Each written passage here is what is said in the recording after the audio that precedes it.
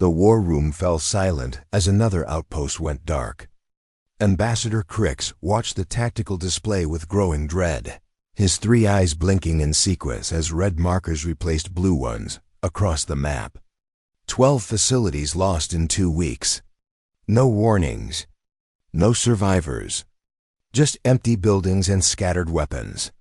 The shadow units strike again, General Hask growled from across the table. The Krellian commander's 4 arms crossed over his armored chest, a gesture of deep concern among his people. 3 more outposts. Silent kills. Professional work. Crix nodded slowly. Everyone knew about human special forces by now. The legends had spread across every military command in the coalition. Ghost soldiers who moved through secured facilities like smoke. Operators who could eliminate entire garrisons without firing a shot. Teams of 6 who accomplished what conventional armies could not. The Vorheim delegate activated a holographic display. Grainy footage showed a fortified position, 200 soldiers manning defensive walls and automated weapons. Then nothing. 6 minutes of static. When the image cleared, every defender lay dead, and 6 human figures disappeared into the tree line like shadows melting into darkness. They are artists of death, the Vorheim whispered. We cannot stop them. We don't need to stop them, General Hask said firmly. We need to understand them. Learn their patterns. Adapt our defenses. He gestured toward the display with one clawed hand. They are dangerous, yes, but they are few. Intelligence suggests human special forces comprise less than 2% of their total military. Elite warriors, certainly, but limited in number. Murmurs of agreement rippled through the council chamber. Several delegates relaxed visibly. If the terrifying shadow units represented only a tiny fraction of human capability, perhaps the situation remained manageable. Deploy more guards. Harden defenses. Accept that some losses were inevitable against elite operators. A small voice interrupted the growing consensus. Excuse me, honored delegates. Crix turned toward the source. A junior analyst named Prin stood near the back of the chamber, data tablet clutched in trembling hands. The young researcher belonged to a species that valued information over combat, preferring archives to battlefields. Yes? Crix prompted gently. Prin stepped forward, projecting new data onto the main display. I have been analyzing human military engagements. Not just the Special Forces operations, but all combat encounters over the past year. We are discussing the shadow units, General Hask said impatiently. The immediate threat. With respect, General, I believe we are focused on the wrong threat entirely. The room went still. Prin's voice grew stronger despite obvious nervousness. Special Forces account for approximately 1.8% of human military personnel. They have conducted 73 operations against our forces. Average casualties per operation, 32 coalition soldiers. Total losses, 2,396 personnel. Devastating numbers, someone muttered. Yes, Prin agreed. But consider the regular human forces. The 98%.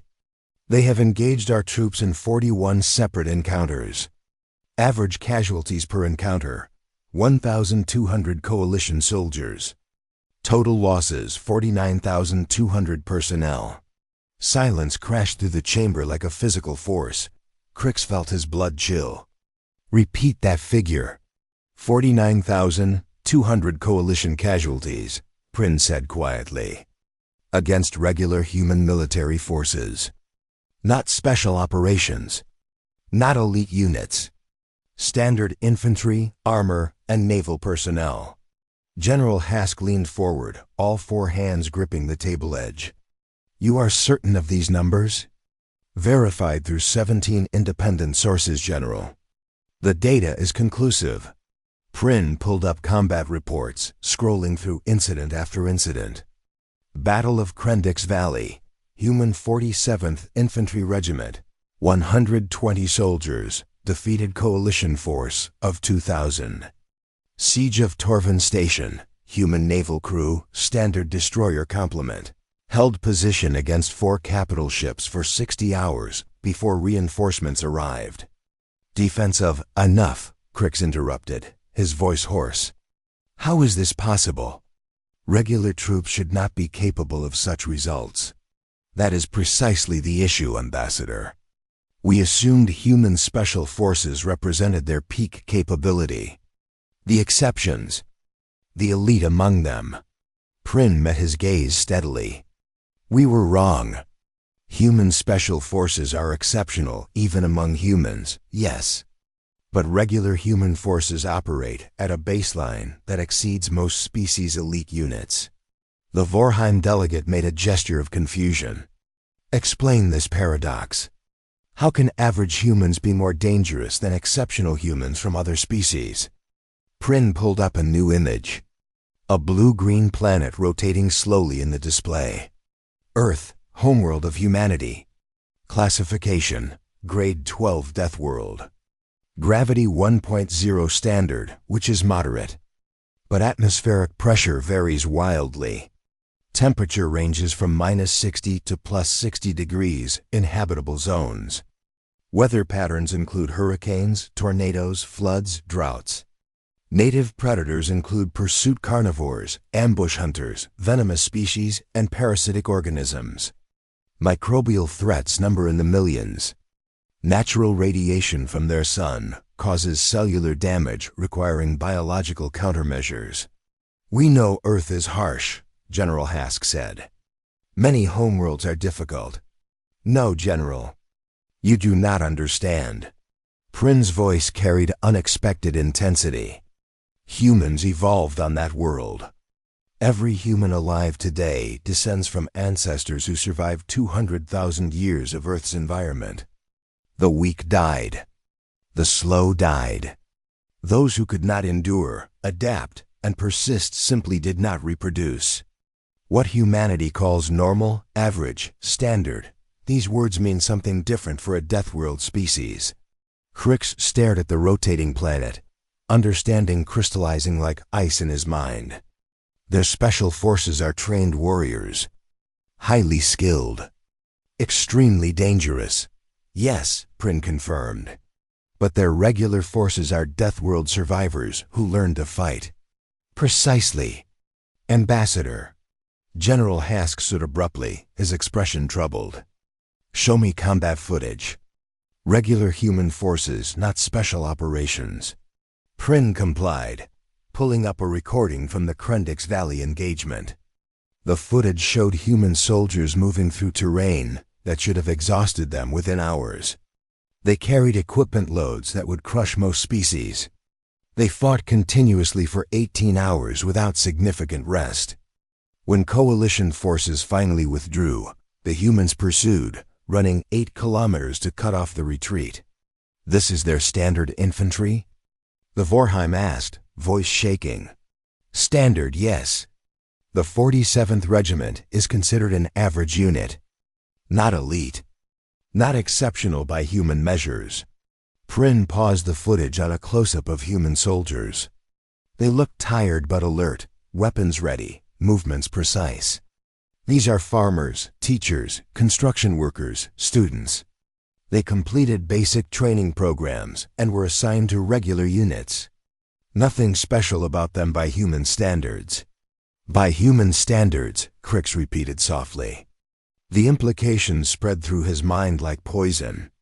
How many regular troops do humans possess?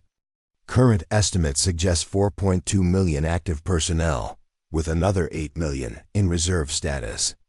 Approximately 98% classified as regular forces. The number hung in the air like a death sentence. Millions of soldiers, each one capable of the impossible by coalition standards. Not elite warriors requiring special selection and extensive training, but ordinary humans who simply grew up surviving Earth. We feared their special forces because they are exceptional humans, Crix said slowly, speaking the terrible truth aloud. But we should fear their regular troops because they are ordinary humans. Yes. Ambassador. And ordinary humans, by the standards of a grade 12 deathworld, are more capable than our finest warriors. The data strongly suggests this conclusion, Prin confirmed. General Hask's armored plates rattled with agitation. We have been fighting the wrong war, preparing for the wrong enemy. Our entire strategic doctrine assumes human special forces are the primary threat. Something to be avoided, countered carefully, respected from a distance. While their regular armies grind through our forces with simple, brutal efficiency, Crix finished. No elegant tactics. No mysterious operations. Just relentless, persistent, exhausting warfare conducted by millions of Deathworld survivors. Another alert chimed. The tactical display updated. A new message from forward positions, marked urgent.QRIX, read it aloud, his voice empty of hope. Human 8th Fleet has broken through our defensive lines. Naval Command requests immediate reinforcement. He looked up at the Council. The 8th Fleet is a regular naval formation. Standard human warships, standard crews. Nothing elite about them. How many ships? Someone asked. 47 capital vessels. Estimated crew complement, 94,000 personnel. 94,000 regular humans, General Hask said quietly. 94,000 Deathworld survivors trained for combat. He looked at Crix. We need to discuss surrender terms. Agreed, Crix said. Watching the red markers spread across the tactical display like blood in water. Somewhere out there, millions of ordinary humans were doing what came naturally to them, surviving, adapting, and overcoming any obstacle in their path. The Coalition had feared human special forces for their skill, precision, and lethal efficiency. Now they understood that terror was misplaced. Special forces were extraordinary, yes. But regular human troops represented something far worse. Proof that humanity's average was already exceptional. The galaxy had finally learned what ordinary meant when applied to Deathworld evolution. The lesson was written in 49,000 Coalition casualties and counting. QRIX began drafting a message to the Coalition High Command, requesting permission to begin peace negotiations. Behind him, the tactical display continued updating, red markers multiplying as human regular forces advanced across a dozen fronts. Ordinary soldiers doing ordinary things. By human standards, that was what terrified him most of all. 6 months earlier, before the Coalition truly understood what they faced, Captain Roth sat on his bunk writing a message to his sister. Around him, the forward operating base hummed with routine activity. Soldiers cleaned weapons, checked equipment, ran drills. Normal military life on a normal deployment. Nothing about Roth suggested exceptionalism. He had grown up in Colorado, worked construction for 5 years after high school, then joined the Defense Corps at 25. The recruitment officer had praised his physical condition, but Roth knew the truth. He was just a guy who grew up at altitude, hiking mountains for fun and hauling building materials for work. Normal stuff. Earth stuff. Basic training had been challenging but manageable. Run 5 miles before breakfast. Complete obstacle courses in full gear. Learn to fight, shoot, survive. The instructors pushed hard, but Roth never felt pushed beyond his limits. Most recruits finished the program without much trouble. Those who struggled usually adapted within a few weeks. Washout rates were low. After graduation, Roth received assignment to the 47th Infantry Regiment. Not prestigious. Not elite. Just a regular unit that needed officers. His company included farmers from the Midwest, former students from various universities, mechanics, retail workers, and a retired teacher who joined at 42. 120 ordinary people who signed contracts and completed training. Captain, got a minute? Lieutenant Hayes ducked into the small office space. The young officer had played college sports before joining, giving him the lean, efficient build of someone who ran constantly. Supply manifest needs your signature. Roth reviewed the document, noting standard issue equipment. Body armor rated for Earth normal impacts. Weapons designed to function in Earth's variable climate. Rations formulated for human metabolism. Environmental suits that seemed excessive for most planets, but were necessary for Earth's more extreme regions. Everything looks good, Roth said, signing the digital pad. How's morale? Solid. Troops are restless but ready. Sergeant Okoye has 3rd Squad running drills. Private Chun is still complaining about the local gravity being too light. Hayes grinned. She says it messes with her aim. Roth chuckled. The planet they occupied measured 0.89 standard gravity. Most species found it comfortable. Humans found it slightly annoying, like trying to walk normally on a trampoline. Chun, who grew up in Beijing, kept adding weight to her gear to compensate.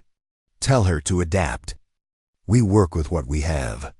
Roth stood, stretching. His body felt good despite the long deployment. 6 months of continuous operation without returning to Earth. Coalition intelligence probably thought that was exceptional. For humans, it was standard rotation length. 20 kilometers away, Coalition forces prepared their assault. Commander Vren studied the intelligence reports with satisfaction. Human special forces had struck 3 times in this sector, creating fear and chaos. But this forward base held only regular troops. Standard infantry. Nothing elite. Vren's tactical officer highlighted the target. 120 human soldiers. Fortified position, but nothing extraordinary. Our force number's 2,000. We have artillery support, air superiority, and the element of surprise.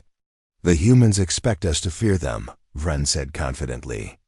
Their special forces have earned that fear. But these are just regular soldiers. We outnumber them 17 to 1. We have superior firepower. This will be a quick operation. His second-in-command gestured concern. Commander, reports suggest human regular forces are more capable than anticipated. The Krendix garrison was supposed to be an easy target. They held for 3 days against overwhelming odds. They had defensive advantages we will not grant here, Vren replied. We strike at dawn with full force. These humans will break. He studied the tactical map, confident in his planning. Human special forces were ghosts, dangerous, and unpredictable. But regular troops followed conventional doctrine. They could be understood, predicted, defeated. At the human base, Sergeant Okoye ran her squad through hand-to-hand combat drills. The exercises looked brutal to outside observers. Full contact sparring, fighting multiple opponents simultaneously, continuing until someone yielded or couldn't continue. But for humans, this was basic skill maintenance. Okoye herself had joined the military to pay for college after her husband died. She had 2 kids waiting at home, staying with her mother during deployment. Nothing heroic about her story. Just a woman doing what needed doing, same as millions of humans throughout history. Chun, you're telegraphing your punches, Okoye called. Relax your shoulders. Private Chun adjusted, flowing through the next combination more smoothly. The young woman had studied agricultural science before joining, planning to work in vertical farming. Military service offered education benefits and experience. She had no illusions about being special. Just a regular person serving her term. Better, Okoye approved. Remember, violence is just problem-solving with consequences. Stay calm, assess, execute. The philosophy came from her grandmother, who survived 3 natural disasters and 2 civil conflicts before dying peacefully at 97. Every human carried such legacies, genetic memories of ancestors who endured and overcame. Darkness fell over the base. Roth made his rounds, checking positions and chatting with soldiers. These quiet moments mattered. Leadership wasn't just orders and tactics. It was presence and connection. Think they'll hit us soon, Captain? Corporal Williams asked from his watch position. The man had worked as a long-distance truck driver before joining, comfortable with isolation and long hours of focus. Probably, Roth replied honestly. Intelligence suggests coalition forces are massing nearby. They want to test us. Test regular troops instead of tangling with special forces, Williams said, understanding the logic. Smart move. We're not as scary as the shadow units. Roth smiled in the darkness. We'll see about that. Coalition scouts observed the human base through night vision equipment. They noted standard defensive positions, regular patrol patterns, conventional setup. Nothing unusual. Nothing threatening beyond normal military competence. One scout reported back to Commander Vren. Targets appear relaxed. Confidence or complacency. Either way, they are not prepared for our assault. Vren reviewed the observation logs. Humans maintained discipline, but showed no signs of heightened alertness. They ran standard patrols, followed predictable routines, behaved exactly like regular troops should behave. Good. That made them manageable. All units prepare for dawn assault, Vren ordered. Artillery will soften the position. Infantry will advance under covering fire. We take the base within 2 hours and eliminate the human presence in this sector. His officers acknowledged, confident in their numerical and firepower advantages. They had studied human special forces extensively, learning to respect those elite warriors. But regular human troops were just that regular. Ordinary soldiers who would fight conventionally and could be defeated by superior numbers and proper tactics. At the human base, Roth received the alert from perimeter sensors. Large force approaching. Multiple contacts. Heavy equipment signatures. He felt the familiar pre-combat calm settle over him, the same feeling he got before climbing a dangerous rock face or working through a difficult construction problem. Just another challenge to solve. All personnel, Condition 1, he ordered over the company network. Standard defensive protocol. Make them work for every meter. Around the base, 120 regular human soldiers prepared for combat. They checked weapons built for Earth's demanding environment. They adjusted armor designed to protect against Earth's various hazards. They centered themselves mentally, drawing on lifetimes of surviving a world that actively tried to kill its inhabitants. Sergeant Okoye gathered her squad. Remember your training. Remember why it matters. We don't need to be special forces. We just need to be us. Private Chun loaded her weapon, the familiar weight comforting in her hands. The gun felt too light in this low gravity, but she had adapted. Humans always adapted. That was the whole point of being human on Earth. Lieutenant Hayes moved through the positions, ensuring everyone was ready. He thought about his college track coach, who used to say persistence beat talent every time. The old man had been right. Hayes finished middle of the pack in every race, but he finished. He always finished. Dawn broke over the horizon. Coalition artillery opened fire, shells screaming toward the human positions. The bombardment was intense, professional, devastating. Exactly the kind of assault that should break a defending force. Commander Vren watched the artillery strike, satisfied with the destruction. Infantry advance. Take the position. 2,000 coalition soldiers moved forward, expecting to find broken defenses and demoralize survivors. Instead, they found 120 regular human troops waiting patiently for them to come into range. Captain Roth gave the order, his voice calm over the company network. Engage targets. Standard protocol. The coalition learned that day what standard meant for deathworld survivors. Not special. Not exceptional. Just ordinary humans doing what came naturally, surviving, adapting, and refusing to quit regardless of circumstances. It was going to be a long war for everyone who wasn't from Earth. The first wave of coalition infantry hit the human perimeter, expecting broken defenders. Instead, Accurate fire erupted from positions that should have been destroyed by artillery. Humans had moved during the bombardment, relocating to secondary positions while the shells fell on empty fortifications. Commander Vren watched, his tactical display with growing confusion. The humans were not defending from fixed points. They appeared everywhere and nowhere, flowing through the battlefield like water through cracks. Standard infantry tactics, but executed with unnatural fluidity. Sergeant Okoy's squad held the eastern approach. 9 soldiers against roughly 300 coalition troops. The numbers should have been overwhelming.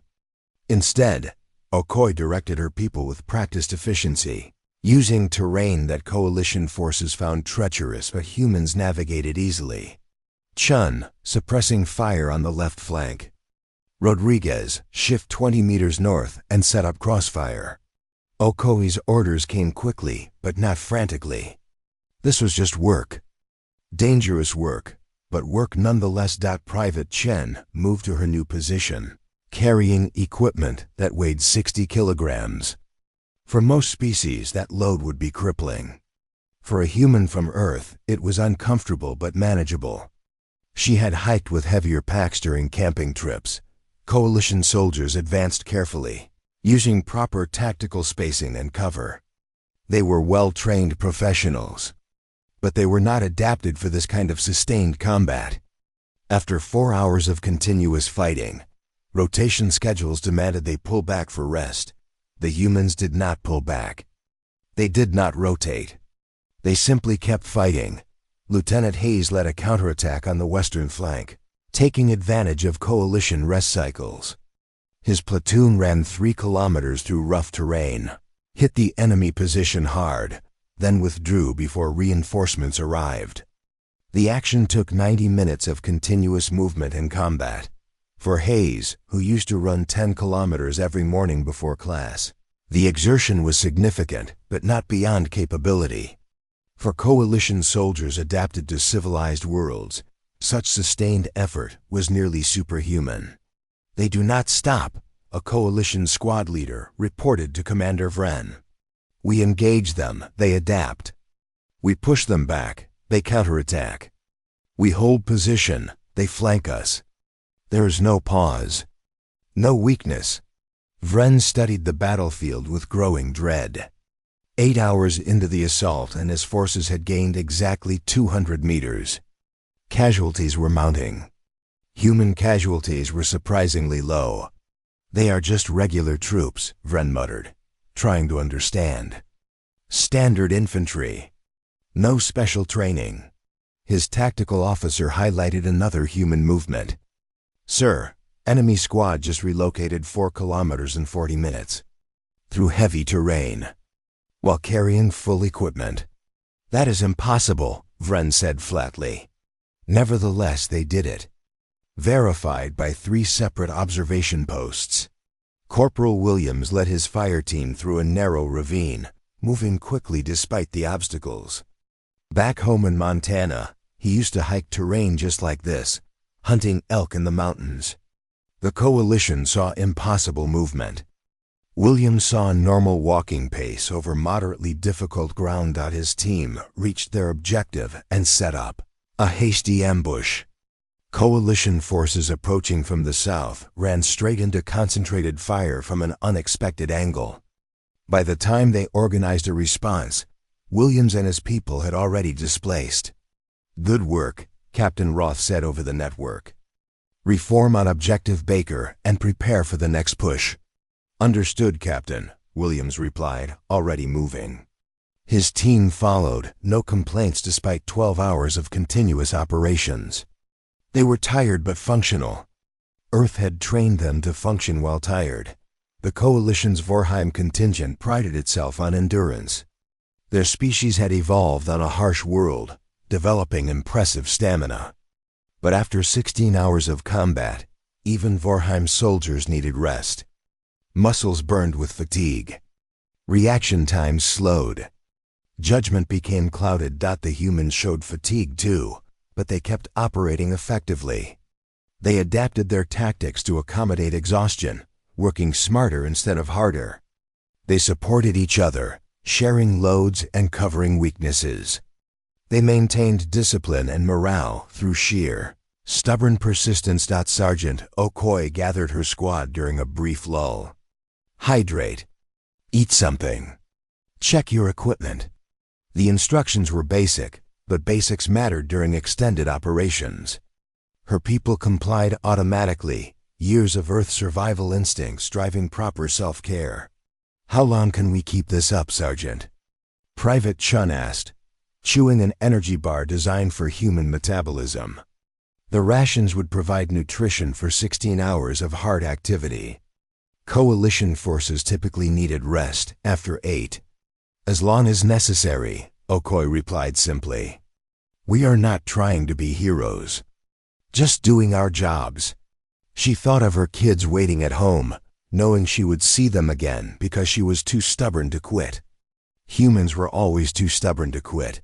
Night fell, bringing no relief to coalition forces. Human soldiers operated effectively in darkness using enhanced vision equipment. But even without technology, they adapted. Humans evolved as persistence hunters who chased prey for days across open savannas. Night was just another obstacle to overcome. Commander Vren received casualty reports with mounting horror. 600 coalition soldiers dead or wounded. 300 more combat ineffective from exhaustion. The humans had lost 23 personnel. 23 out of 120. Request permission to withdraw, Vren said into his communicator. The objective is not worth these losses. You outnumber them 6-1, his superior replied angrily. You have artillery and air support. How can you be losing to regular infantry? I do not know, Vren admitted. But we are. He watched his tactical display, trying to comprehend the impossible. Human soldiers moving through their 30th hour of continuous combat. Still coordinated. Still dangerous. Still refusing to break. Captain Roth assessed the battlefield from his command position. The coalition assault was stalling. Enemy forces were exhausted, making mistakes born of fatigue. Time to apply pressure. All units, general advance. Push them back to their start line. Standard pursuit doctrine. Lieutenant Hayes received the order and grinned tiredly. Standard pursuit meant run down fleeing enemies until they surrendered or collapsed. Simple doctrine born from simple reality. Humans were built for endurance hunting, and modern warfare was just evolved hunting tactics. Coalition forces began withdrawing, trying to maintain order. But order was difficult when soldiers could barely stay upright from exhaustion. The retreat became a rout as human squads harassed the withdrawal. Not allowing proper rest or reorganization, Corporal Williams and his team pursued for 8 kilometers. Maintaining contact with retreating forces. They moved at a steady jog, weapons ready, pushing coalition soldiers beyond their limits. Williams was breathing hard but controlled. This was just another long run, like delivering packages on tight schedules across mountain routes. Sergeant Okoye's squad took the southern pursuit route, covering rough terrain that coalition forces struggled to navigate. For Okoye, who grew up in a region with unpredictable weather and challenging landscape, this was familiar ground. She guided her people efficiently, keeping pressure on the enemy without overextending. By the 36th hour of combat, coalition forces had completely withdrawn from the sector. Commander Vren gathered his remaining troops, staring at the butcher's bill. 1,200 casualties. Morale shattered. Combat effectiveness destroyed. The humans had suffered 73 casualties total, with 23 dead. They still held their position, and advanced patrols were already pushing into previously contested territory. How? Vren asked no one in particular. They are just regular troops. Nothing special about them. Average human soldiers. His surviving tactical officer answered quietly, finally understanding the terrible truth. That is the problem, Commander. Average humans are exceptional. We measured them against our standards, not their own. Earth made them into something we cannot match with training or technology. Vren reported to Coalition High Command, his message brief and devastating. Cannot sustain combat operations against human regular forces. Request immediate reassignment. Recommend we only engage their special forces in the future. At least those fights end quickly. The request rippled through Coalition command structures, causing confusion and disbelief. Special forces were supposed to be the threat. Elite operators who struck from shadows and disappeared. But special forces were rare, limited, manageable. Sergeant Okoye found a quiet spot and video called her kids. They were excited to see her, asking about her work. She kept it simple, not mentioning the 3-day battle. Just normal deployment stuff. Mom was fine. Mom would be home when her rotation ended, after the call. Okoye closed her eyes and slept the way humans learn to sleep on Earth lightly. Ready to wake instantly if danger threatened, but deeply enough to recover. 4 hours later, she was back on duty, functional and alert. Private Chun wrote in her journal, documenting the experience. She described the battle clinically, noting tactical lessons and personal observations. Nothing in her writing suggested she thought the engagement was unusual. Just regular combat operations. Standard stuff. Lieutenant Hayes reviewed after-action reports, preparing documentation for headquarters. His summary was straightforward. Enemy forces engaged, repelled, pursued. Coalition casualties estimated at 60%. Human casualties minimal. Recommend continued operations in sector. The report would reach analysts who understood what it meant. Regular human troops had broken a force 6 times their size through simple grinding, persistent warfare. No special tactics. No elite capabilities. Just deathworld survivors doing what came naturally. Across the galaxy, Coalition commanders began receiving similar reports. Regular human forces winning through attrition, endurance, and sheer stubborn refusal to quit. Special forces were dangerous, yes. But regular troops were everywhere, relentless, unstoppable. The galaxy was learning a hard lesson. Earth did not produce exceptional humans who became soldiers. Earth produced regular humans, and regular humans were already exceptional. That was the difference between training warriors and evolving survivors. Commander, Vren's message echoed through Coalition Command. Request we only engage their special forces. At least those fights end quickly. The terrible implication hung unspoken. Fighting human special forces meant facing skilled operators for brief, deadly encounters. Fighting human regular troops meant grinding warfare against millions of deathworld survivors who simply would not stop. The Coalition feared special forces for their skill. But they were learning to fear regular troops for their numbers, endurance, and terrifying normalcy.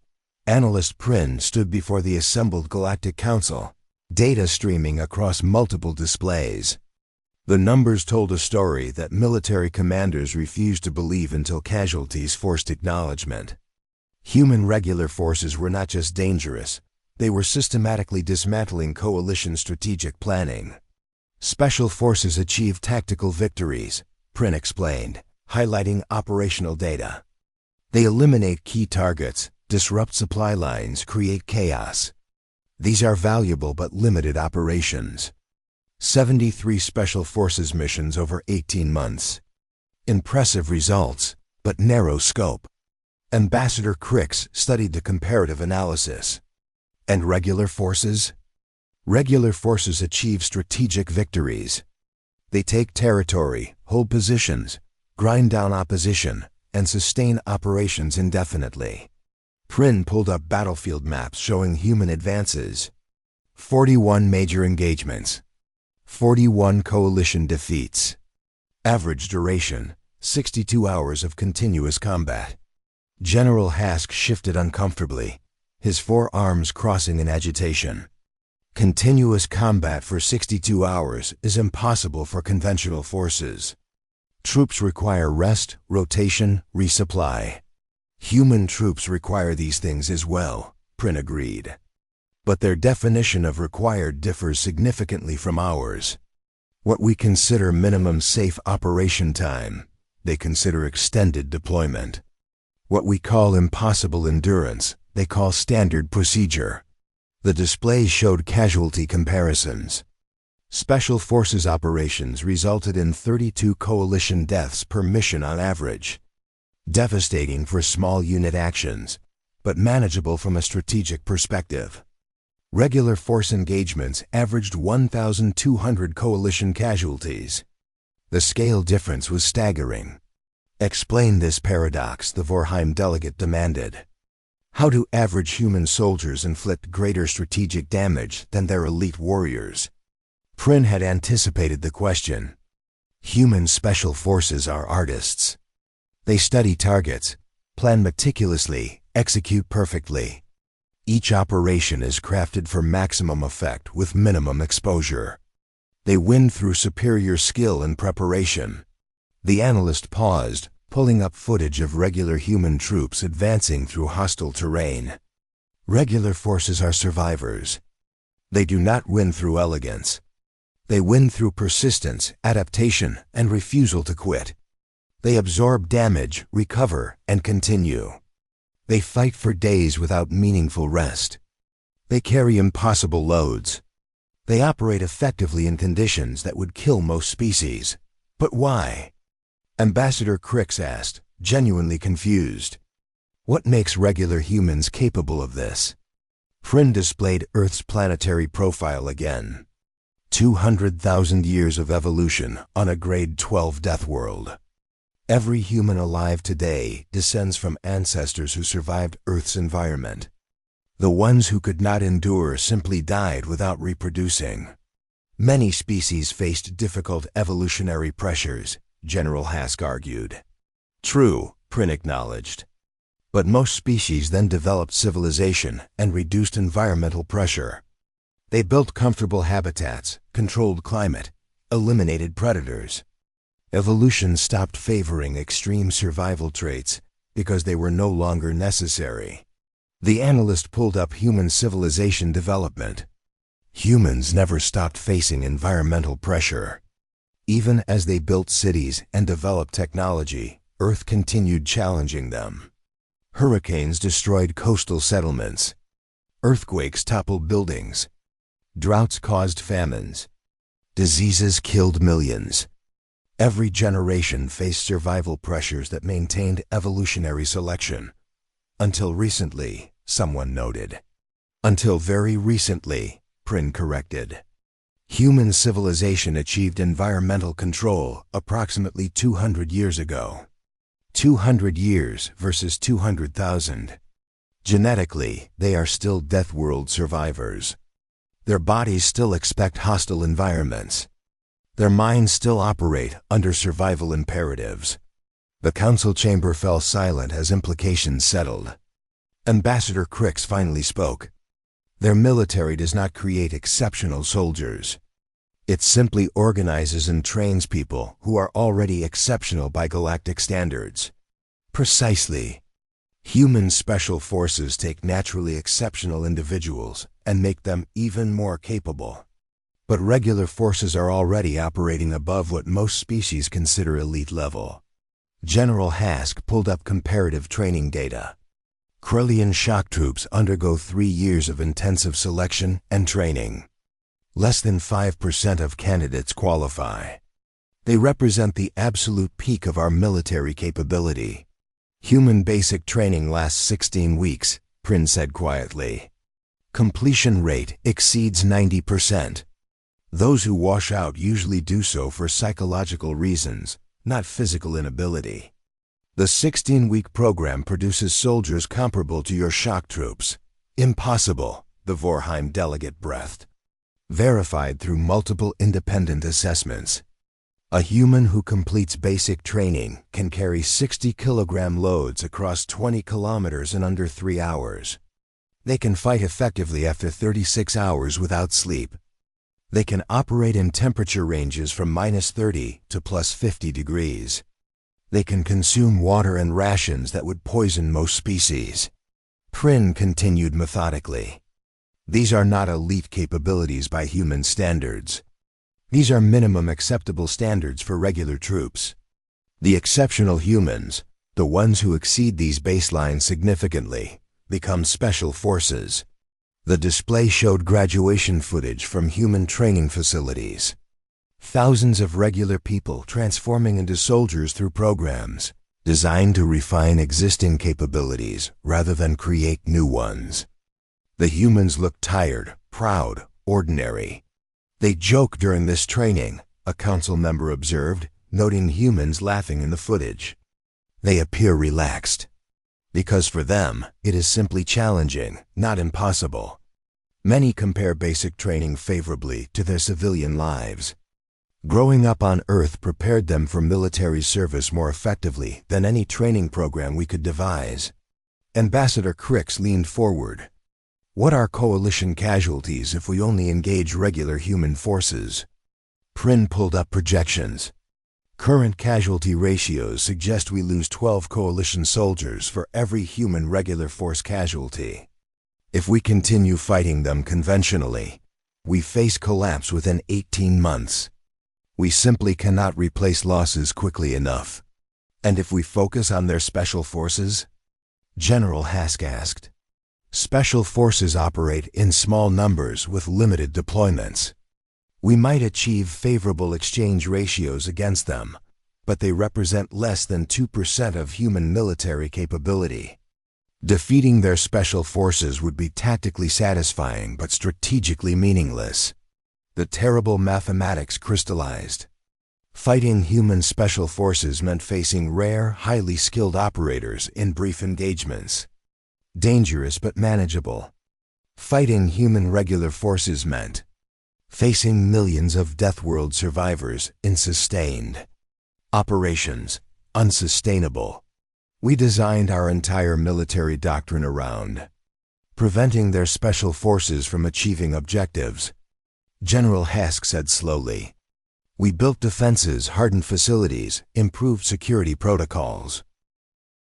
While their regular forces simply advanced through open territory, taking objectives through conventional means, Prin finished. We prepared for elegant warfare and encountered grinding attrition. The Vorheim delegate made a gesture of frustration. Show us how regular humans compare to our finest warriors. Direct comparison. Prin complied, displaying physical capability charts.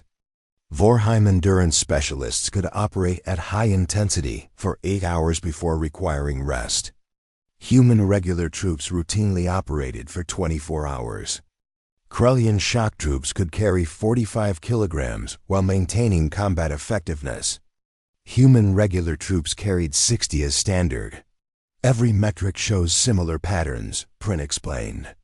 What other species achieve through elite selection and extensive training? Humans achieve through basic preparation of naturally capable individuals. Why did we not see this earlier? Ambassador Crix demanded. Because we focused on their exceptional individual special forces operators who perform impossible feats.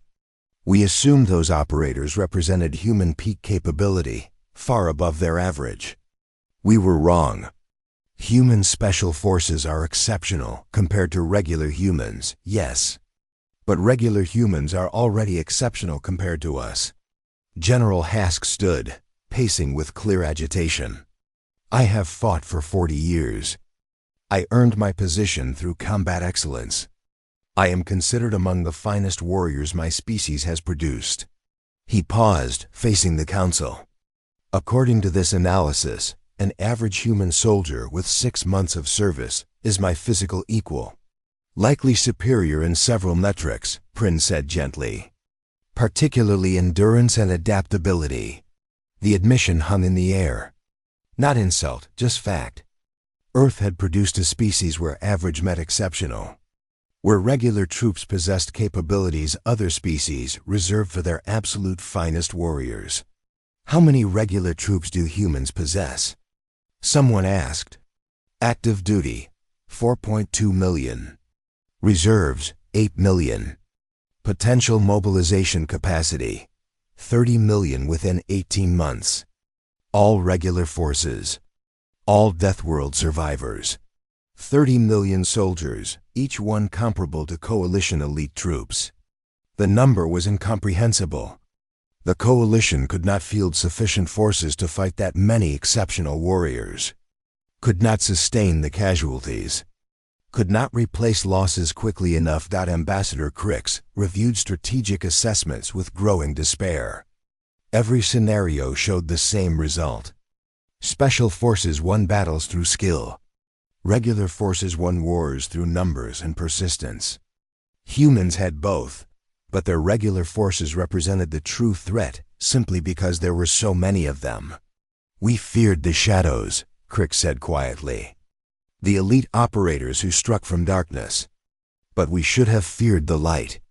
Millions of ordinary humans advancing in broad daylight. Impossible to stop, impossible to outlast. Prin nodded. Human special forces are exceptional humans. Terrifying, yes, but limited in number and deployment. Human regular forces are ordinary humans. And ordinary humans from Earth are more capable than our finest warriors simply because of where they evolved. Recommend immediate peace negotiations, General Hask said formally. We cannot win this war. We are fighting not armies, but an entire species evolved for conflict on a world that makes war look gentle. The Council voted. Peace negotiations would begin immediately. The alternative was watching regular human forces grind through Coalition defenses with persistent, unstoppable efficiency. As the meeting adjourned, Ambassador Crix remained, staring at the data displays. Human special forces had earned fear through mystery and skill. But regular troops inspired something deeper: despair at facing millions of opponents who simply would not stop. Could not be exhausted, refused to quit. They are just ordinary humans, Crix whispered to himself. That is what makes them terrifying. Prin heard and nodded. Yes, Ambassador. Ordinary by human standards. Exceptional by any other measure. That is the lesson Earth teaches. Survive 200,000 years on a death world, and your ordinary becomes everyone else's impossible. The analyst closed the final report, knowing it would reshape galactic strategic thinking forever.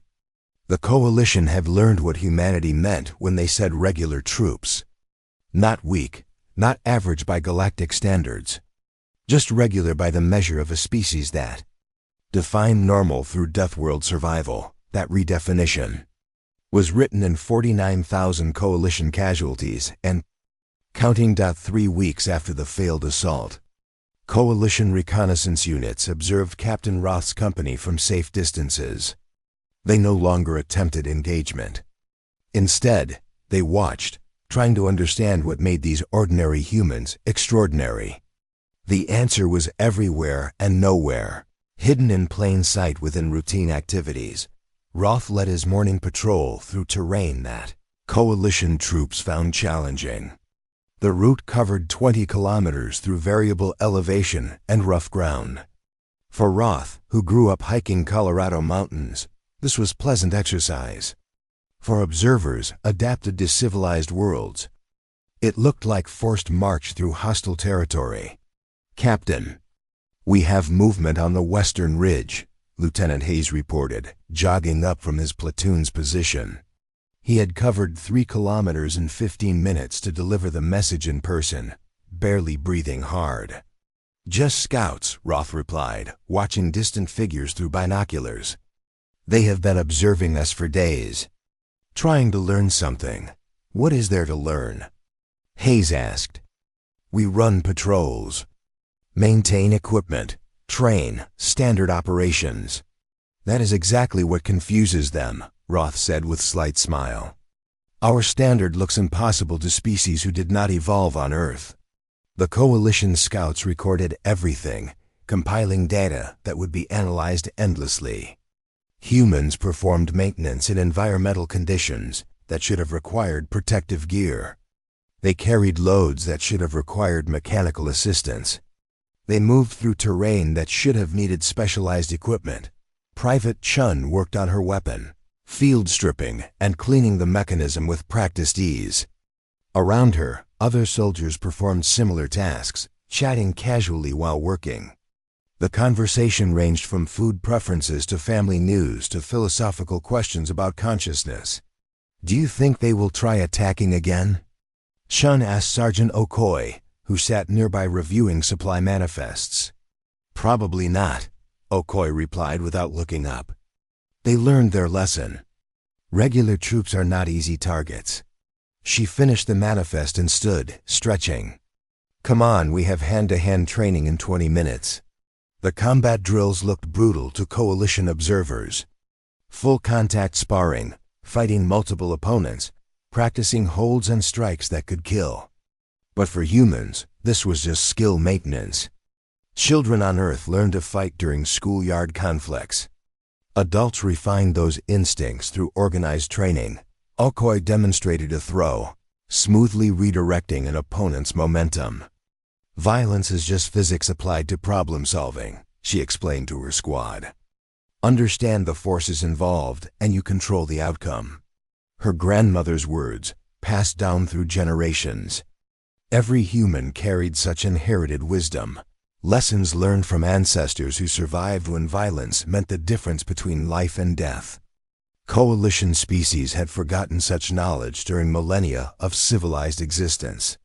Humans remembered. Lieutenant Hayes ran afternoon drills with his platoon, conducting tactical exercises that seemed excessive, moving quickly through rough terrain while maintaining formation, setting up ambush positions, then relocating rapidly, practicing sustained fire while displacing constantly. "Why are we still drilling?" a younger soldier asked. "The enemy will not attack again." "Because this is what we do," Hayes replied simply. "Training maintains readiness. We do not train for the fight we expect. We train so every fight becomes expected." His college track coach had taught him that mindset. Practice until excellence became automatic. Coalition commanders reviewed the surveillance footage with growing unease. Human regular troops trained constantly, maintaining edge through repetition. But more disturbing was how they trained. Activities that should have exhausted them seemed routine. They practiced scenarios that assumed sustained operations beyond what most species could endure. They prepare for wars of attrition, one analyst noted. Long campaigns. Extended operations. Their entire doctrine assumes they will outlast opponents. "Because they will," another replied quietly. "Earth trained them for persistence. Their military just applies those lessons." Corporal Williams led his fire team on a navigation exercise, moving through unmarked territory using only map and compass. The route twisted through difficult terrain deliberately chosen to challenge basic navigation skills. For Williams, who used to navigate Montana wilderness for hunting trips, this was simple land reading. His team followed confidently, trusting his guidance. They had learned to trust each other through shared experiences of Earth life. Growing up on a world that actively tried to kill you created bonds that military service refined, but did not create. "Contact front," Williams said calmly, spotting coalition scouts ahead. "Hold position." The scouts noticed the humans and immediately withdrew, wanting no engagement. Williams watched them go, noting their retreat pattern. Information that might prove useful later. "They are afraid of us," one of his team members observed. "Not afraid," Williams corrected. "Respectful. They learned we are not easy prey." He resumed navigation, leading his team through the planned route. Just another training exercise. Just another day on deployment. Sergeant Okoye gathered her squad during evening downtime, sharing a meal and conversation. The food was standard military rations, designed for human metabolism and Earth-adapted digestive systems. Coalition nutritionists had studied these rations with fascination. Caloric density sufficient for sustained high-intensity activity, with nutritional profiles that supported rapid recovery. "Do you miss home?" Private Chun asked between bites. "Every day," Okoye admitted. But missing home is part of the job. Humans have always left familiar places to work dangerous jobs. Sailors, explorers, soldiers. We carry home in here. She tapped her chest. And we return when the work finishes. Her children waited with her mother, living normal lives while Okoi served her contract. This separation was hard but manageable. Humans had always balanced personal needs against communal responsibilities. Earth taught cooperation alongside competition. Coalition observers noted the human socialization patterns. Despite months of deployment and recent intense combat, morale remained solid. Soldiers supported each other emotionally and practically. They shared resources freely. They maintained cohesion through genuine care rather than just discipline. They are not just trained soldiers, an observer reported. They are functioning community. They care for each other beyond duty requirements. Earth made them tribal, the response came. Survival depended on group cohesion. Modern military organization just channels instincts that evolution already created. Captain Roth walked through the camp as darkness fell, checking on his people. This ritual mattered not because regulations required it, but because leadership meant presence. His soldiers needed to see him, talk to him, know he shared their experiences. "Everything good, Captain?" A sentry asked, standing watch with alert but relaxed posture. "All good," Roth confirmed. "Quiet night." "They always are now," the sentry said. "The scouts watch, but they do not push. We broke them. We outlasted them," Roth corrected gently. "There is a difference. Breaking someone is temporary. Outlasting them is permanent." He continued his rounds, comfortable in the dark. Human eyes adapted to low light better than most species realized. Night was just another manageable condition. Lieutenant Hayes found him near the command post. "Sir, intelligence update. Coalition High Command is pulling forces back across the sector. No immediate threat in our area." "They are consolidating," Roth said, understanding the strategy. "Avoiding engagement with regular human forces while they reassess. Should we pursue?" "No, we hold position and maintain readiness. Let them retreat." We proved our point. Roth looked toward distant coalition positions, knowing scouts still watched. They came here expecting easy victory over regular troops. Instead, they learned what regular means for humans from Earth. Hayes nodded slowly. "We just did our jobs." "That is exactly right. We did not try to be special forces. We did not attempt impossible heroics. We just applied standard doctrine and maintained operations." Roth smiled slightly.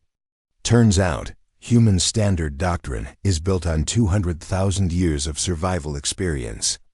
That makes it somewhat effective." The coalition scouts filed their final reports, documentation that would reshape galactic military thinking. Human regular troops were not conventionally trained soldiers elevated to effectiveness through discipline. They were naturally capable individuals whose baseline abilities exceeded most species. Elites. Their training refined existing talents rather than creating new capabilities. Their equipment supported inherent strengths rather than compensating for weakness. Their doctrine assumed sustainability and persistence because those were human defaults. "Recommend no engagement with human regular forces," the scout commander concluded. "They are not superior through technology or tactics. They are superior through biology and cultural evolution. We cannot match them in sustained operations." "What about their special forces?" someone asked. "Special forces are more immediately dangerous but strategically manageable. Limited numbers, targeted operations, finite objectives. We can prepare for special forces. But regular troops are everywhere, relentless, impossible to exhaust. They simply do not stop." The report circulated through Coalition Command, each reader reaching the same conclusion. Special forces inspired fear through mystery and skill. Regular troops inspired despair through numbers and persistence.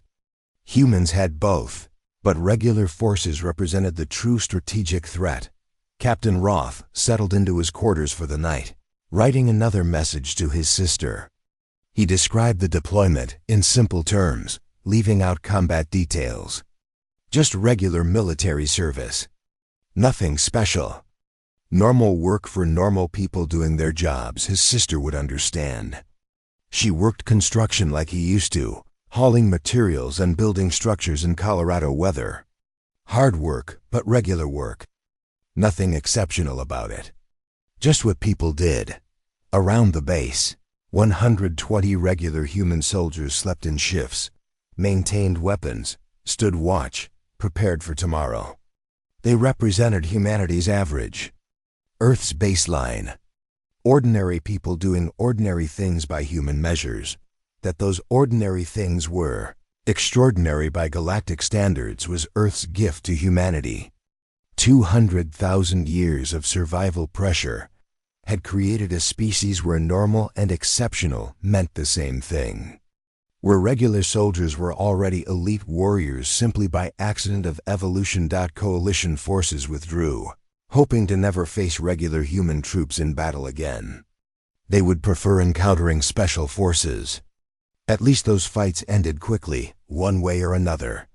Regular troops just ground down opposition through terrible, patient, unstoppable persistence.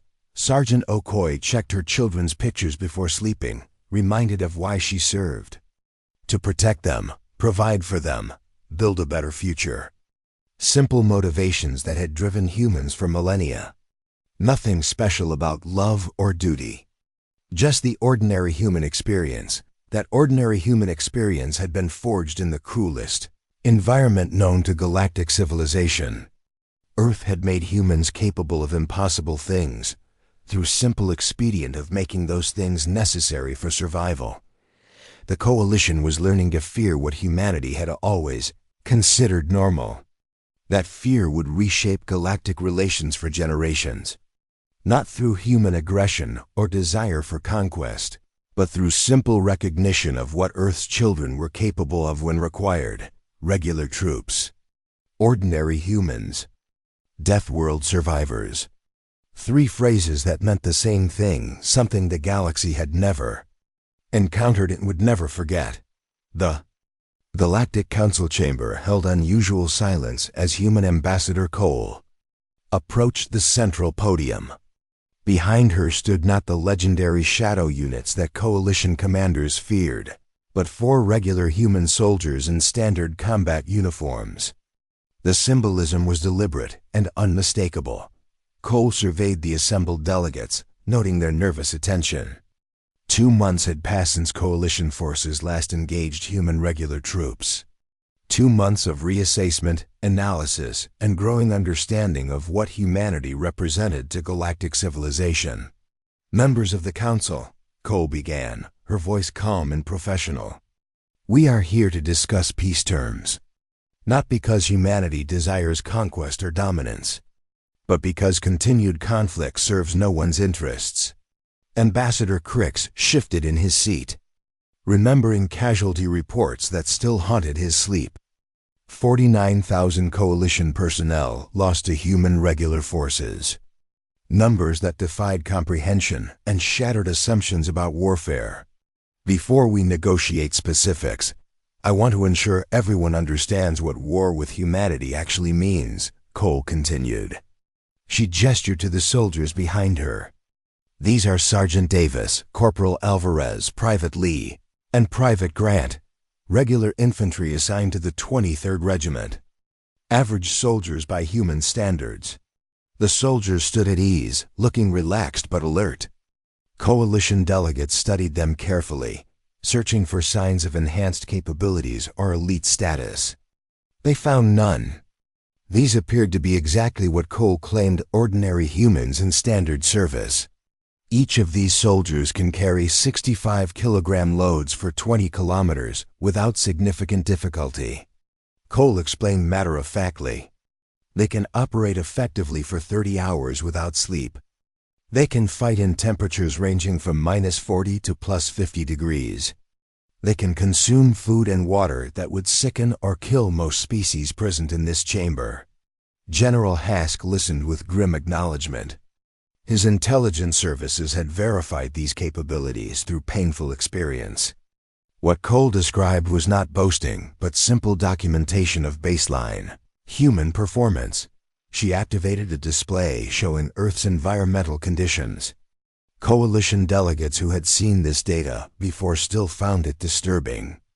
Temperature extremes, predator diversity, disease prevalence, natural disasters. Earth was a grade 12 death world, and humanity had survived there for T. My species did not become capable through military training, Cole said. Military training simply organizes and refines capabilities that already exist. A human who completes basic training is not transformed into something new. They are taught to apply existing abilities toward military objectives. The Vorheim delegate made a gesture of acknowledgement. We understand human regular forces possess exceptional baseline capabilities. This has been demonstrated through combat operations. What does humanity want from this council? Peace, Cole replied simply. Mutual respect. Recognition that humanity has no desire for galactic conquest, but will not accept subjugation.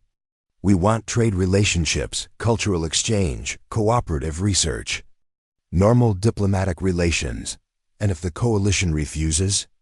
Someone asked. Cole's expression remained neutral.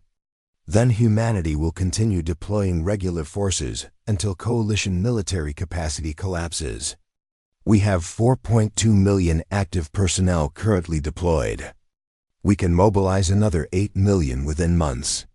If necessary, we can raise 30 million within a year. All regular troops. All possessing the capabilities I have described. The numbers fell like hammer blows.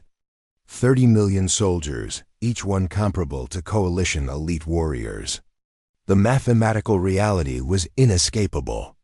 Coalition forces could not sustain casualties at rates required to face that many capable opponents. You are threatening us, General Hask observed without hostility. Simply stating fact. I am explaining consequences, Cole corrected gently. Humanity would prefer peace.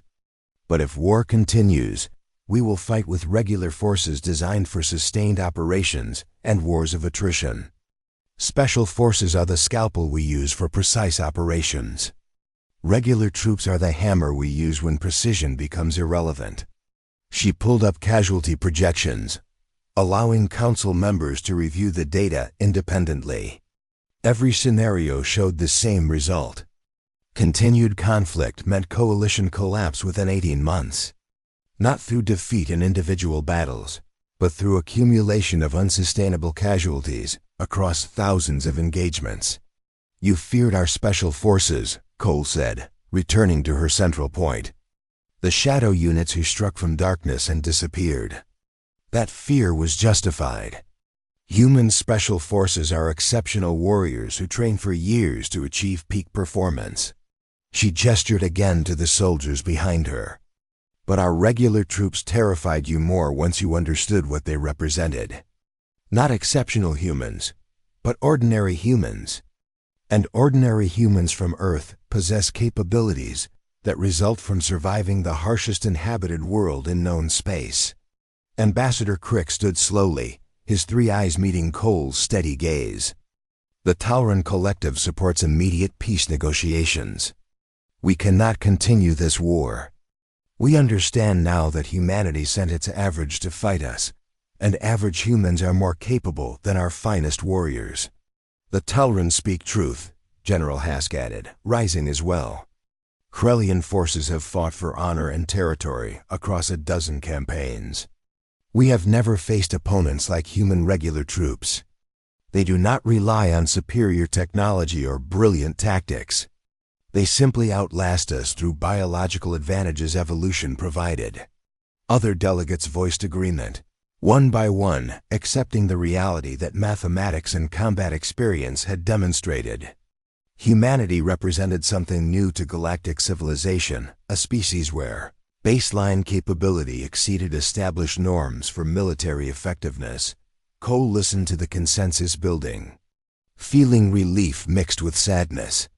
War had been unnecessary. Humanity wanted partnership, not domination. But the coalition had needed to learn through experience what human regular meant before peace became possible.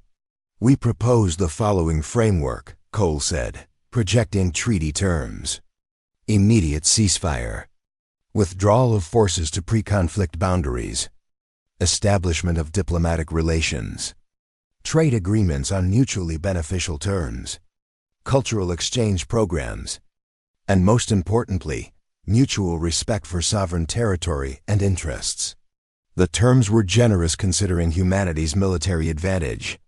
Coalition delegates recognized this immediately. Humans could have demanded tribute or territory. Instead, they offered partnership as equals. Why such favorable terms? The Vorheim delegate asked suspiciously. "You have proven military superiority. You could demand much more." "Because humans do not want subjects or conquered territories," Cole replied. "We want neighbors and trading partners. War was never our goal. We fought because you attacked us, not because we sought conflict." Sergeant Davis stepped forward slightly, speaking for the first time. "If I may, Ambassador." Cole nodded permission. Davis addressed the council directly. "I grew up on a farm in Kansas. Worked the land with my family. Joined the military to pay for college and serve my community. Nothing special about my story. Millions of humans have similar backgrounds." He paused, choosing words carefully. "We do not think of ourselves as exceptional warriors. We are just people doing our jobs. The fact that our normal is your exceptional is not something we sought or desired. It is simply what Earth made us."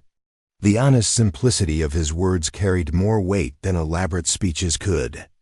This was not a warrior boasting of prowess, but a farmer-turned-soldier explaining basic reality. Human regular troops were dangerous not through desire or design, but through accident of evolution and environment. Private Lee spoke next, her voice quiet but clear. "My grandmother survived 3 earthquakes, 2 typhoons, and 1 pandemic. She raised 4 children while working 2 jobs. She taught me that persistence matters more than talent. That showing up every day is the real achievement." Lee looked across the council. "That is what human culture values. Not brilliance, but consistency. Not genius, but reliability. We show up, we do the work, we persist until the job finishes. Earth taught us nothing else worked." Coalition delegates listened to these regular humans speak, understanding finally what they faced. Not an army of super soldiers, but a culture of survivors who had refined persistence into art form across millennia. Ambassador Crix approached the podium, extending a gesture of peace toward Cole. "The Tauran Collective accepts your terms. We recognize humanity as equal partners in galactic community. We acknowledge that continued conflict would be folly. And we respect what your people have achieved through survival on Earth." General Hask followed suit, his forearms spread in traditional Krullian peace gesture. "The Krullian Empire accepts these terms. We sought to test humanity's strength and learned painful lessons. Your regular forces are more formidable than our finest warriors. Your special forces are beyond our capability to counter. We choose peace and hope for friendship and time." One by one, coalition delegates formally accepted the treaty terms. Peace came not through humanity's special forces defeating coalition militaries, but through regular troops demonstrating sustainable superiority that made continued war suicidal. Cole felt tension drain from her shoulders. "On behalf of humanity, I accept your acceptance. Peace is effective immediately. We look forward to building positive relationships with all species present." The council session continued for hours, working through treaty details and implementation schedules. But the fundamental decision had been made. Humanity had proven its military capability through ordinary soldiers doing ordinary work. The lesson was learned. Peace would prevail. 6 months later, Captain Roth returned home to Colorado. His deployment ended, his service complete. The parade in his honor felt uncomfortable. He had simply done his job alongside 119 other soldiers, who also did their jobs. His niece approached as the ceremony concluded, looking at him with obvious awe. "Uncle Phil, did you do anything special during the war?" Roth smiled, picking her up easily despite months of standard garrison work, reducing his peak deployment fitness. "No, sweetheart. Just regular soldier things. Nothing special." She accepted this answer with child's logic. If Uncle Phil said it was regular, then it must be regular. She did not understand that regular meant different things to different species. Roth watched. Civilians going about daily lives in Denver. People running in mountain parks for exercise. Children climbing playground equipment. Construction workers hauling materials. Students carrying heavy backpacks between classes. All of them doing things that coalition species would consider remarkable feats of endurance and strength. Ordinary human activities. Regular Earth stuff. Nothing special by local standards. That evening, Roth video called Lieutenant Hayes, who was visiting family in Chicago. "How does civilian life feel?" Hayes asked. "Quiet," Roth admitted. "But good. Strange to think the war is over. Strange to think it happened because they did not understand what human regular meant," Hayes replied. "We just did our jobs." "That is all we ever did," Roth agreed. "All we ever needed to do." Across the galaxy, coalition military academies studied human regular force doctrine, trying to adapt lessons learned through painful experience. Some lessons were transferable: better logistics, improved training methodologies, emphasis on endurance development. But the fundamental advantage humanity possessed could not be taught or replicated. Earth had created them. 200,000 years of evolutionary pressure had forged baseline capabilities that other species considered exceptional. Military service simply organized those capabilities toward collective defense. Ambassador Cole addressed the first post-war Galactic Council session, speaking to a chamber now filled with diplomatic colleagues rather than frightened opponents. "Humanity looks forward to our partnership with all species represented here. We have much to learn from civilizations older than ours. And perhaps we have lessons to share about persistence, adaptation, and survival." The lessons had already been learned, written in combat reports and casualty statistics. Humanity's regular troops had taught the galaxy that special forces won battles through excellence, but regular forces won wars through numbers and persistence. When regular forces possessed elite-level capabilities, wars became mathematically unwinnable for opponents. General Hask, now serving as military liaison rather than combat commander, met privately with Cole after the session. "I have a question that troubles me, Ambassador. If human regular forces are this capable, what exactly are your special forces?" Cole smiled slightly. "Regular humans who wanted additional challenges, who found normal Earth survival insufficient and sought more difficult tests. They are to regular troops what regular troops are to coalition forces the next level beyond." "Terrifying," Hask said quietly. "Unnecessary to fear," Cole corrected. "Special forces are not deployed against peers or partners. They are tools for specific situations requiring exceptional capability. With peace established, you will never need to face them operationally." Hask made a gesture of relief. "Then I am doubly grateful for peace. Your regular forces were challenge enough." Back on Earth, Sergeant Okoye returned to her children, resuming civilian life as seamlessly as she had entered military service.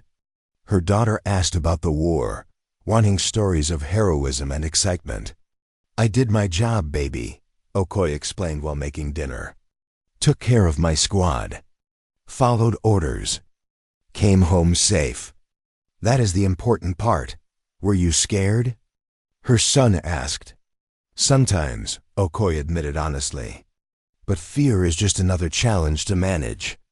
You feel it, acknowledge it, and keep moving forward. Your great-grandmother taught me that. She survived things much scarier than war. The children accepted this wisdom, not understanding they were learning lessons that had kept humanity alive for 200,000 years. Persistence through fear. Adaptation to challenge. Survival through community support. Private Chun enrolled in agricultural university using military education benefits, pursuing her dream of advancing food production technology. Her war experience became footnote in personal history. Just military service completed between education phases. Regular stuff that millions of humans did. Corporal Williams returned to long-distance trucking, finding strange comfort in isolation and routine after months of intense community living. He considered his service successful. He had completed his contract, protected his squad mates, and returned home safely. Mission accomplished by any measure. Lieutenant Hayes pursued graduate studies in history, fascinated by how humanity's past had shaped its present capabilities. His thesis explored how deathworld evolution influenced modern human society, drawing connections between ancient survival pressures and contemporary cultural values. The galaxy gradually adapted to humanity's presence. Trade flourished. Cultural exchanges introduced human art, literature, and philosophy to species who found them both alien and compelling. Scientific cooperation produced breakthroughs neither side could have achieved independently, but military commanders never forgot the lessons written in blood and analysis. Human special forces remained mysterious, legendary, feared. But human regular troops inspired deeper respect, recognition that humanity's average represented capabilities that evolutionary chance and environmental pressure had created across vast timescales. Coalition military doctrine evolved around simple principle. Avoid confrontation with human forces when possible. If confrontation became necessary, end it quickly before their sustainable advantages became decisive. Never engage in wars of attrition against species evolved for persistence. Ambassador Cole stood on the observation deck of a joint research station, watching Earth rotate slowly in the display. Her homeworld looked deceptively peaceful from space. Beautiful blue oceans, white cloud patterns, green land masses. Nothing suggested the brutal environment that had forged humanity, but she knew the truth behind that beauty. Knew what Earth demanded from its children. Knew why human regular troops had terrified opponents more thoroughly than special forces ever could. Special forces were exceptional humans. Regular troops were ordinary humans. And ordinary humans from Earth were exceptional by any other measure, shaped by 200,000 years of survival pressure into something the galaxy had never encountered. That was humanity's gift and burden. To be naturally capable of extraordinary things while considering them ordinary. To possess baseline abilities that exceeded established norms. To send regular troops into battle and watch opponents despair at facing so many capable warriors. Peace had come through understanding. The coalition learned what humanity truly was: not aggressive conquerors, but persistent survivors. Not seeking war, but terrifyingly effective when forced to fight. Not special forces alone, but millions of regular troops whose ordinary was everyone else's exceptional. That understanding would preserve peace for generations. Because while humanity valued cooperation and partnership, everyone now knew the alternative. Knew what awaited those who forced humans to deploy their regular forces in sustained operations. The galaxy had feared human special forces and learned to fear regular troops more. That fear, properly understood, became foundation for respect, cooperation, and ultimately friendship between species. Earth's children had finally found their place among the stars. not through conquest or domination, but through simple demonstration of what ordinary meant when survival forged the definition across millennia of evolution on the coolest inhabited world in known space.